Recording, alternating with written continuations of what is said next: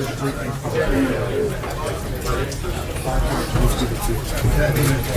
rise.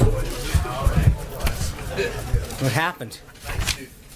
Thank you. I worked on the tie. Charlie Sheen had some issues with it yesterday. Good afternoon, everyone. Happy Friday. It's another busy day here at the White House and across the Trump administration. The first jobs report under the president's administration was released this morning. It's National Wear Red Day, highlighting the importance of preventing heart disease. It's National Catholic Schools Week, and the president's going to be signing some executive orders delivering some much-needed regulatory relief to lenders and borrowers in the next few minutes. We're finishing up the second week here really strong. Yesterday was another great deal was reached with Lockheed Martin for the purchase of a new lot of F-35s. Through the president's intervention, a total of 90 planes, for a lot of 90 planes, 55 were purchased for U.S. military that added up to a total of $455 million savings for U.S. taxpayers from the previous lot, with an average cost reduction of 7.5%. Another big win that the president has delivered on for U.S. taxpayers. Speaking of good numbers, let's turn to the jobs report. The economy added more than 227,000 new jobs, significantly more than the 175,000 that had been expected. Today's report reflects the consumer confidence that the Trump presidency has inspired. According to a recent Gallup poll, economic confidence is at a new high, and ADP showed strong private sector hiring. President Trump campaigned on how to make America work again. Even before he took office, the markets knew he would deliver on that promise. The president's already taken significant steps to turn our economy around, and he's looking forward to ensuring that every American who wants a job has the opportunity to find one. While the president's definitely pleased that the job growth has far surpassed expectations and that the labor force participation is rising, he also recognizes that there's a lot more work to be done.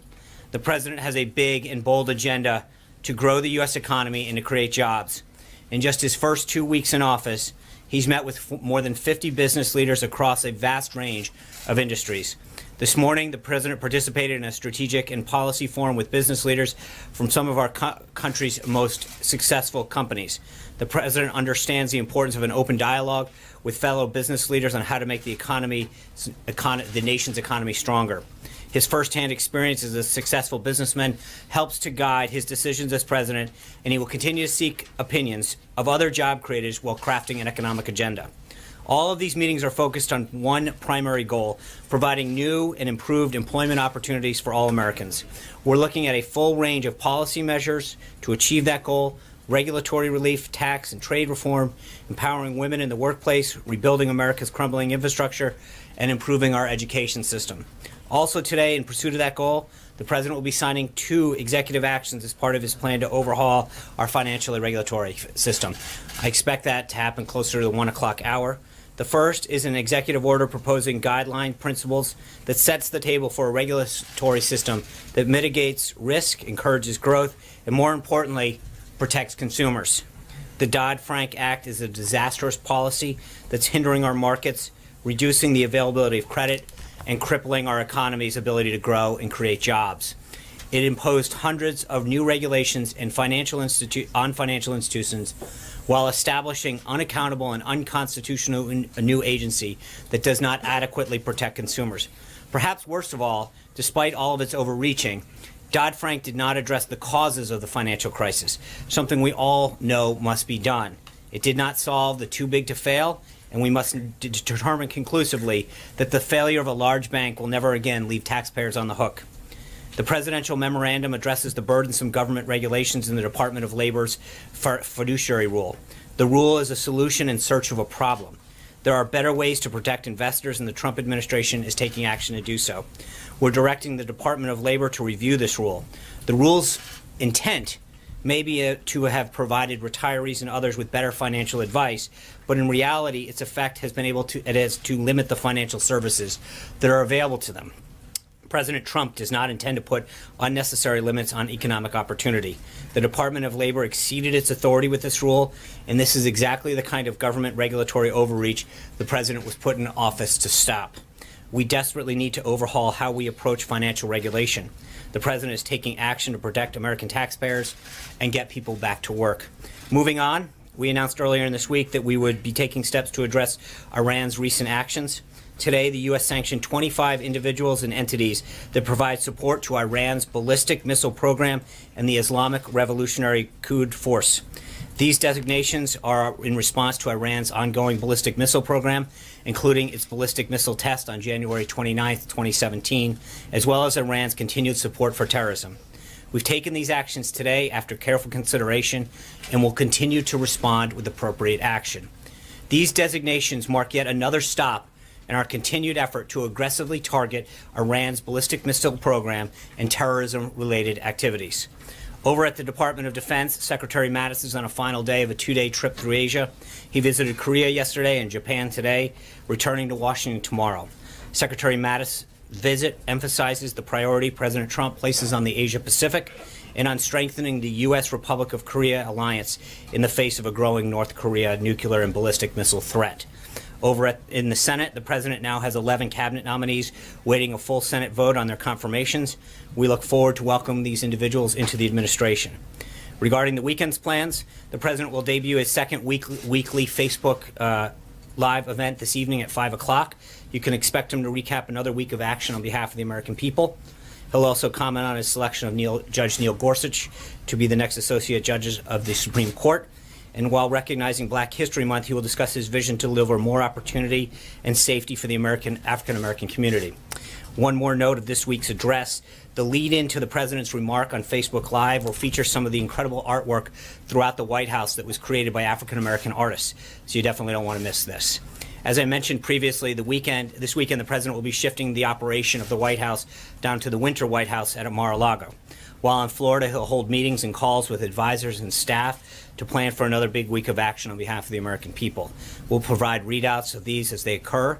By our count, as of this morning, the administration has already racked up more than 60 significant actions, 21 executive actions, 16 meetings with foreign leaders, and 10 stakeholder meetings, to name a few. We're looking at another productive week next week. On Monday, the President will visit Central Command and Special Operations Command headquarters at MacDill Air Force Base. While at MacDill, the President will receive command briefings from both CENTCOM and SOCOM, have lunch with the enlisted troops, and have an all-hands address to personnel. General Dunford and General Flynn will also be present for the meetings, and the President will return to Washington that evening. With that, I'm going to go to my first Skype question seat, Jackie Nesbral from NBC6 in South Florida. Jackie. Good afternoon. On behalf of the viewers of South Florida, thanks so much for this opportunity. You know, a lot of focus on foreign affairs this week and new sanctions announced today against Iran. And of course, Miami, as you know, is home to the largest Cuban-American community in the country. And during the campaign, President Trump talked about his discontent with the warming of U.S.-Cuba relations implemented by President Obama. And in the last days of his administration, he ended the wet foot, dry foot policy, leaving thousands of Cubans in limbo. So my question is twofold. A, has there been any contact between your administration and the Cuban government? And B, are there any plans to change the current policy right now? Thanks, Jackie. We are in the midst of a full review of all U.S. policies towards Cuba. The President is committed to an agenda of ensuring human rights for all citizens throughout the world. And as we review those policies in Cuba, that will be forefront in their policy discussions, but there's nothing that we have on that front at this point. Francesca Chambers. Thank you, John. Today, the United States put new sanctions on Iran. Previously, this morning, the President had said that they were playing with fire. You said that appropriate actions would continue to be taken. Is this the full extent of the punishing actions that we're seeing right now? And are military options still on the table in response to the administration saying that all options are on the table? Thanks for the question. I think one of the things that the President has said throughout the campaign during the transition and since becoming president is that he doesn't like to telegraph his options. That's how he believes that you can have a much greater successful option. So I'm not going to go into the full extent. I think today's sanctions really represent a very, very strong stand against the actions that Iran has been taking and make it very clear that the deal that they struck previously was not in the best interest of this country, and that President Trump is going to do everything he can to make sure that Iran has stayed in check. So it is possible that there are more actions coming, though. I would never rule anything off the table. I think the President's made it clear throughout his time that's what's going to happen. Jeff, yeah. Thanks a lot, Sean. I wanted to ask about one of the members that has been announced as being part of President Trump's team. It's Gina Haspel. Senator Ron Wyden has written to the president saying that her background makes her unsuitable to be the CIA deputy director. And what he was specifically referencing was her role in the enhanced interrogation program that the CIA had during the course of the Bush administration. Do you believe that this background is a disqualifier for that position? I think she has had an unbelievably distinguished career as a covert operative. She basically gave up that to come out and serve in this role at the request of Director Pompeo. And I think she has been a very, very distinguished servant to the American people and is highly qualified for that position. Next, I'm going to go to Jock McKelvin over at from WMUR in New Hampshire. Josh. Hey, Sean.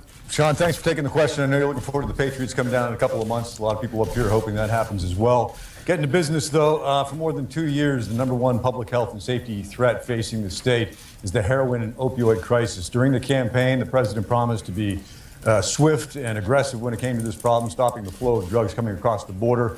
Increasingly, though, the problem lies in synthetic fentanyl that's being cooked up in labs in the Northeast. What is the administration doing on that front, as well as the treatment aspect of addiction? And secondly, if I may, with the understanding it is a state issue, New Hampshire is poised to become a right-to-work state, but the vote is expected to be close. Given the administration's favorable view of right to work, is it actively engaged in that effort? And if not, what is the general message from the White House? Thanks, Josh. First, on the opioid crisis, that is a major problem for not just New Hampshire, but for so many states across the country. I think one of the things beyond the health issue is to make sure that we're looking at border issues, and the flow of heroin through our southern border is something that the president obviously takes. That's part of his whole strong immigration stance, strong border security. Having that wall built, having additional assets on the southern border will go a long way to stem the flow of illegal drugs into the country from our southern border up through the states.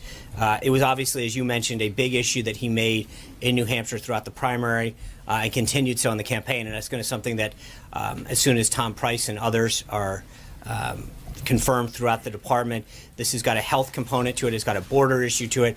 So there is a multi-government approach that needs to be taken to the opioid crisis. With respect to right to work, I think you accurately portrayed it. The president believes in right to work. He wants to give workers and companies the flexibility to do what's in the best interest for job creators. Obviously, the vice president has been a champion of this as well. It's something that is a big deal in Indiana and something that he has championed as well. Blake. John, I want to ask you about Dodd-Frank. Yeah. Beyond the executive order that's going to be signed here momentarily, is the administration planning on or working with Congress to overturn certain portions of the law itself that can't be done with an executive order? If so, what might that be? What might that timeline be? And can you say if a full repeal of Dodd-Frank is actively being considered or not? Well, I think there's two aspects of this. There's the administrative piece, which he's starting to address through executive action. And then there's the legislative piece that I think we're going to work with Congress on. But I mean, I think I'd go back to what I said earlier, that Dodd-Frank has been both a disaster in terms of the impact that it's had, but also it hasn't achieved the goal.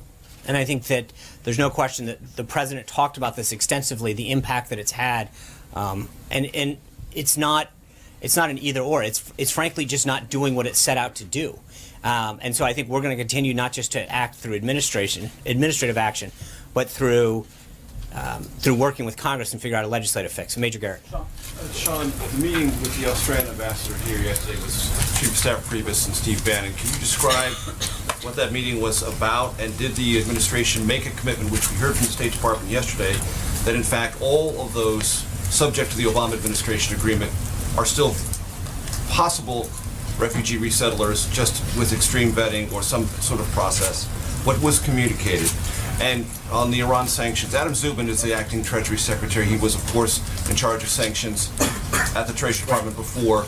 Oftentimes, these are a long time in development. Were these sanctions something that were kind of on his desk or had been identified, and that's what made them so, if not easy, available to enact so rapidly? Yeah, I think those are. I think you correctly pointed out. I mean, he served in the last administration. These kind of sanctions don't happen quickly, but I think the timing of them was clearly in reaction to what we've seen over the last couple of days. We knew we had these options available to us because they had been worked through the process. But we acted swiftly and decisively today because the timing was right. So, they were in the pipeline. They had been staffed and approved, and the president made the decision that now was the time to do it based on recent action. And I'm sorry. And on the Chief of Staff Priebus and Chief Strategist Bannon did meet with the Prime Minister yesterday. I think they had a very productive. The ambassador. Thank you. Appreciate the correction. They did have a very productive and candid conversation. We have a tremendous amount of respect for the people of Australia, for Prime Minister Trumbull, and it was a follow-up on the call, but we're going to continue to work through this. We're going to honor the commitments that we've made in some way, meaning that we are going to vet these people in accordance with the agreement that happened, and we'll continue to have further updates as we do. John Roberts. John, your statement last night on settlements Israel. Has there been a shift in U.S. policy? While you said that you didn't think that they were helpful to achieving peace, you also didn't think that they were an impediment to peace, which would represent a departure from both Obama and Bush. And there was no reaffirmation of a two-state solution in that statement. So where are you on that? The president's committed to peace. That's his goal. And I think when the president and Prime Minister Netanyahu meet here on the 15th, that will obviously be the topic on that. At the end of the day, the goal is peace. And I think that's what you have to keep in mind. I think that is going to be a subject that they discuss when they meet on the 15th, and that's as far as I want to go on that. Try it. Sorry, back to the settlement. Yeah. What is your position on settlements in terms of whether or not they, you said that they were not an impediment to peace, but you also don't want them building new ones. Right. So I think the statement is very clear about that. We don't believe that the existence of current settlements is an impediment to peace, but I think the construction or expansion of existing settlements beyond the current borders is not going to be helpful moving forward. That's what they're trying. For you, 17 members of Congress requested that President Trump not interfere with the current way unemployment is calculated by the Department of Labor. Does the president intend to comply with their request? And a related question, how many of the 227,000 jobs added to the U.S. in January does the president attribute to his administration versus the Obama administration? I think, look, when you look at the confidence indexes, I'm not going to get into, unfortunately, we don't have that kind of a breakdown. I think that you've seen the actions that he's taken, whether it's Carrier or some of the other companies, Sprint and SoftBank. Clearly, there is a desire for companies to want to come be part of this Trump agenda and build and manufacture, create jobs, bring jobs back. But I'm not at liberty to start parsing the BLS and other reports as far as where that comes down. But look, his team, led by Gary Cohen, was really pleased with the numbers this morning. Obviously, we're pleased that we're 227,000 jobs is a great kickoff. We hope they get better. We know that there's a lot more work to do, and that's why the president continues to meet with business leaders, union leaders, to help figure out how we can grow the economy. Yeah, Ashley. The government revealed in an Alexandria court case today that over 100,000 visas have now been revoked as part of the president's travel ban. Does that include visa holders who are already in the United States, and will the government begin finding them and trying to deport them? I'll have to get back to you on that. I don't have all the details on that right now.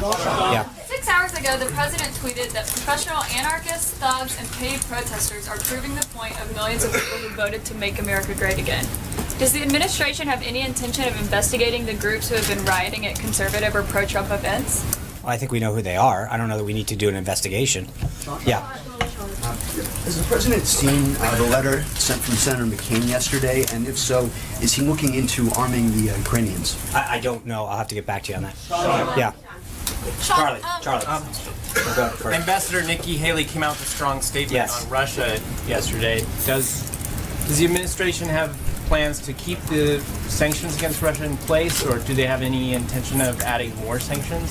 So there's two things. One, I think I commented the other day on the sanctions that Treasury put out. Those are, in fact, routine, or the clarification. They are a routine clarification that occurs. With respect to the sanctions, I think Ambassador Haley made it very clear of our concern with Russia's occupation of Crimea. We are not, and so I think she spoke very forcefully and clearly on that. If I can, I'd like to go to the third Skype question, Christopher Sine from ABC 15 in Arizona. Sean, thank you for doing this. Hello from a sunny and beautiful Phoenix. With the likely confirmation on the horizon with a new Veteran Affairs Secretary, there has been discussion regarding privatizing the VA. There's also still concerns regarding wait times, even overall care, and some reports regarding the suicide rate. What is the reform that the administration is seeking here? Also, will the administration protect whistleblowers? Second part of the question, we've seen protests here in Phoenix, as in nationwide as well. When you talk about unity, what is the administration doing to bring more unity to the nation and even more transparency? As here in Phoenix, we saw that secret meeting on the tarmac where we talked about how is the administration repairing all of this? Thanks, Chris. First, I mean, I think the president, mostly through deed, continues to show that he wants to bring people together in this country, figure out how to move the country forward, both economically, job-wise. I think that is something that he continues to show a desire for. He talked about it in his inaugural address and the prayer breakfast. So I think he's going to continue to throw through both word and deed his desire to move the country forward. I'm trying to think. Can you go back to the first part? That's all right. The confirmation, likely confirmation. Oh, yeah. Of the VA Dr. Shulkin. Yeah, look, I think first and foremost on VA reform, the number one thing is to get Dr. Shulkin confirmed. And so many of these, as I brought up in the past couple days, it's hard to talk about how we're going to enact an agenda of reform when Senate Democrats continue to slow walk some of these folks. And I think that's a big problem. Dr. Shulkin is the right individual to reform the VA, to understand whether it's lending or medical care, the problems and the challenges that we face at the VA. These are people who have served our nation and deserve the best care they can get, whether that's the mortgage lending, health care, or the variety of other stuff that the VA serves or provides to our veterans. And I think that what the president has done is talk to people like Dr. Toby Cosgrove at Cleveland Clinic and other business leaders about providing a better approach to serving the needs of our veterans. Right now, you're right, there are still wait times that are unacceptable. There's care that's unacceptable. We've got to address that, and he's going to continue to do it. David Jackson? Sean, during the campaign, candidate Trump repeatedly said he was going to avoid the Iranian nuclear deal. Right. The bottom line, is he going to do that, or is he going to let it stand? I think today's action speaks for itself in terms of the sanctions. He's made it very, very clear, David, that the deal that was struck was a bad deal, that we gave Iran too much and we got too little for it. And I think that he is going to continue to be tough on Iran in a way that wasn't done in the last 8 years. I think today's actions and the way that we expedited those sanctions are another example of how he's going to stay tough on them. Let me go to the fourth Skype. Dale Jackson from WVNN Talk Radio in Huntsville, Alabama. Sean, thank you very much for taking questions from outside the elite media bubble there in D.C. My question is about immigration. Donald Trump made this the forefront of his campaign, the foundation of it, yet the DACA and DAPA programs still exist. And I learned from a member of Congress yesterday that the Trump administration is still issuing work permits to some of these individuals. Question one is, when are these programs going to be ended? And question two, when will they stop issuing work permits to these individuals? Well, thanks, Dale. I think, as you know, Secretary Kelly just assumed office. We are reviewing these programs. We've made it very clear that we'll have further updates on immigration, with regard to DACA and DAPA. The president has made significant progress on addressing the pledge that he made to the American people regarding immigration problems that we face, and I think we're going to see more action on that in the next few weeks. Yes, sir. Yesterday, the president described NAFTA as a catastrophe. We've heard about his concerns with Mexico, but I'm wondering if he can outline some of the irritants that he finds along the Canadian border, and if there's any talk of a meeting with Prime Minister Trudeau. I think he has spoken to Prime Minister Trudeau. I know that they're looking at setting up a time to come down. We've been in constant contact with Canadian officials, and I think that will be a meeting that is set up very shortly. Sarah? Thanks, Sean. Russia's foreign minister has pressed the administration for further details on the president's plans to establish safe zones in Syria. The president is said to have discussed this yesterday with King Abdullah. When can we expect further details on that plan? That's a good question. I think that we are, as you noted in the readouts from last weekend, that has been a subject that has come up with all of the Middle East leaders that he's talked about. It's an area that he feels strongly about, and I think as he continues to have follow-up conversations, we can expect further details. It's something that Secretary Tillerson obviously just got sworn into office, that there will be further follow-up on that. Yeah. President will meet with Japanese Prime Minister Abe next Friday. Yes. So what's the main topic for the meeting? Will the president tells us, Japanese Prime Minister Shinzo Abe, Japan should pay more and pick up all the expense to maintain U.S. military base in Japan? Right. I think there's going to be a lot of both trade and national security. I think as we get closer to that meeting, I'll have further information on it. But right now, as you can imagine, both there's an economic aspect to this, and then there's a national security aspect to this in terms of Glenn. Sean, you've referenced polls a couple of times from the podium, but a poll came out today. CBS says the president has a 40% approval rating. We've seen the approval rating drop during the transition period. He talked about polls a great deal during the campaign. A, what do you think that says about the way the American people are looking at these actions that he's taking?